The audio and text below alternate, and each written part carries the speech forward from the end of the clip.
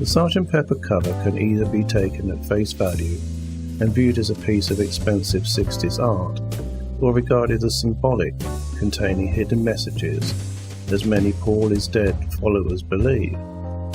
For PID conspiracy theorists, the Sgt. Pepper cover depicts a funeral, with all the guests standing at the graveside of the departed Paul McCartney.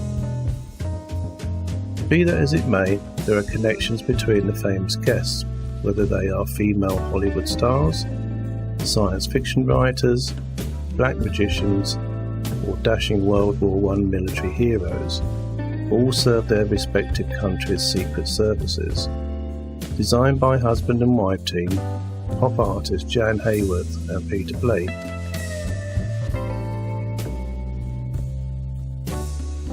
the cover was a collaborative work by both professional artists as well as the band.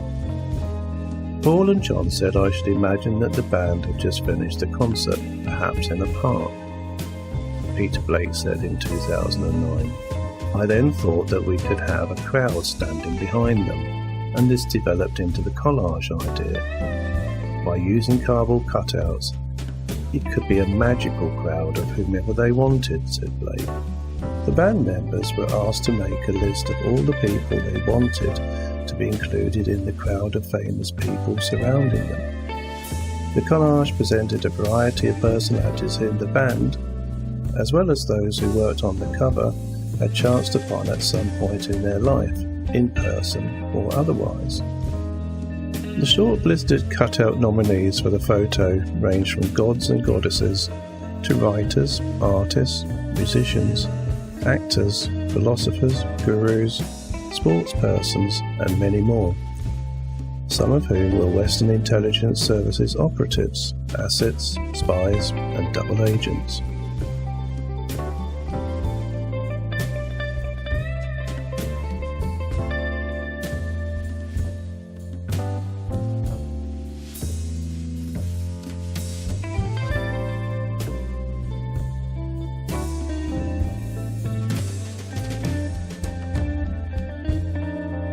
Centre stage on the cover is Marilyn Monroe. She and other stars such as Jimmy Stewart, as well as Disney animators and other movie talent, were enlisted to work at the Lookout Mountain Laboratory, which was the largest self-contained studio in Hollywood. It made an estimated 900 films. Disney animation was widely used, often to explain complex technical and scientific concepts. The existence of the facility was unknown to the general public until the 1990s, as it was largely run in secret as a unit of the US Air Force. The facility retained as many as 250 producers and directors such as John Ford and Stanley Kubrick, plus technicians and editors. Both civilian and military required top security clearance, all reporting to work in a secluded corner of Laurel Canyon. The Lookout Mountain facility had been up and running for more than 20 years before Laurel Canyon's rebel 1960s counterculture appeared, and remained operational for the most turbulent of those years. In 2 decades, the secret film studio's output was greater than Hollywood's. Nearly all the Cold War iconic images seen by the public would not exist without it.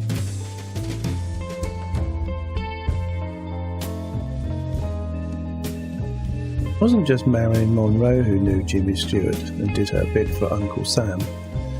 Marlene Dietrich knew Jimmy intimately, decades before Marilyn, and did her bit for the CIA back when it was still called the Office of Strategic Services, OSS. Marlene Dietrich is best known as the first German actress to flourish in Hollywood. During World War II, Dietrich recorded a number of anti-Nazi albums in German for the OSS. The albums were part of the OSS's Morale Operations branch to create propaganda that would lower the morale of the German troops. After the war, Dietrich received the Medal of Freedom, America's highest civil honor. It could be speculated that Dietrich's role of using music, or Muzak, to influence the mind of the listener was taken over by the Beatles. both performed at the prestigious Royal Variety Performance Show, which was held at the Prince of Wales Theatre, London, on the 4th of November 1963, just as Beatlemania took hold.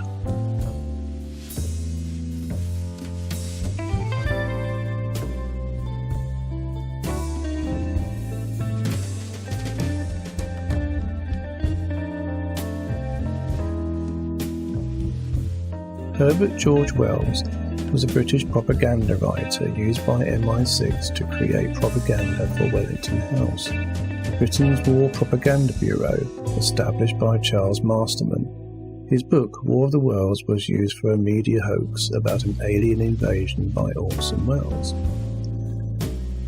As a futurist, Herbert George Wells wrote a number of utopian works. The New World Order is a non-fiction book written by Wells and published in January 1940. In the New World Order, Wells proposed a framework of international functionalism that could guide the world towards achieving international peace. His most consistent political idea was the world state. He considered a world state inevitable and envisioned the state to be a planned society that would advance science, end nationalism, and allow people to progress by merit rather than birth.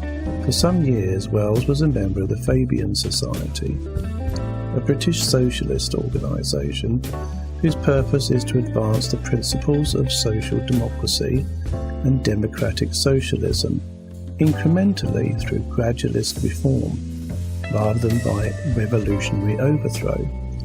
In other words, to achieve its aims through stealth. Little wonder that the Fabian Society logo is a wolf disguised in sheep's clothing. H.G. Wells was made Honorary Vice President of the Portland Clinic arm of the Tavistock Institute that conducted research on change of paradigm. The psychological shock the American public received following the CBS broadcast of the War of the Worlds.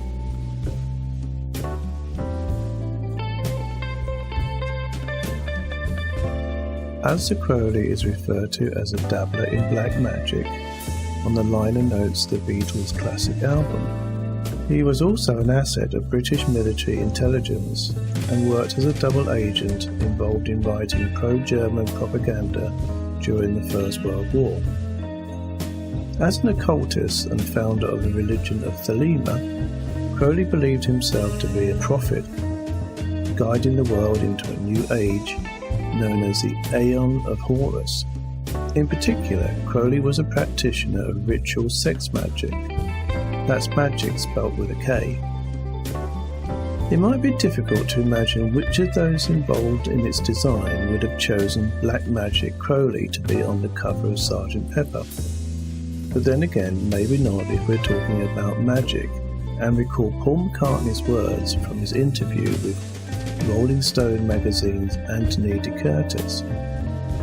McCartney certainly took the British public on a magical mystery tour with his BBC televised brainchild on Boxing Day 1967, which was panned by the critics and viewers alike, neither finding the coach tour particularly magical.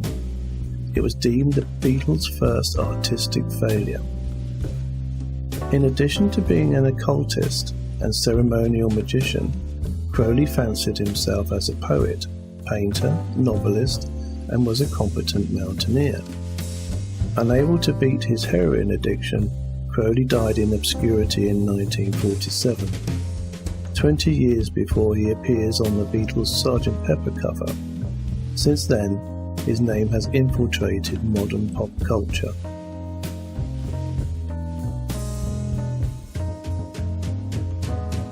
Ladies and gentlemen travellers, explorers, archaeologists, and in Crowley's case, mountaineers, with independent means who had a cover story that provided a reason to cross borders, made ideal agents for British intelligence.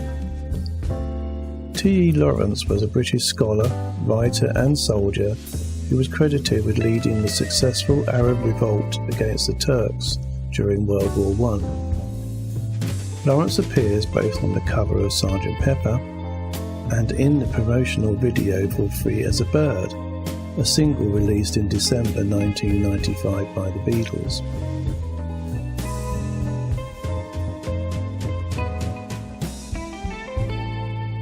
There are a few famous people who didn't make it onto the Sgt. Pepper cover.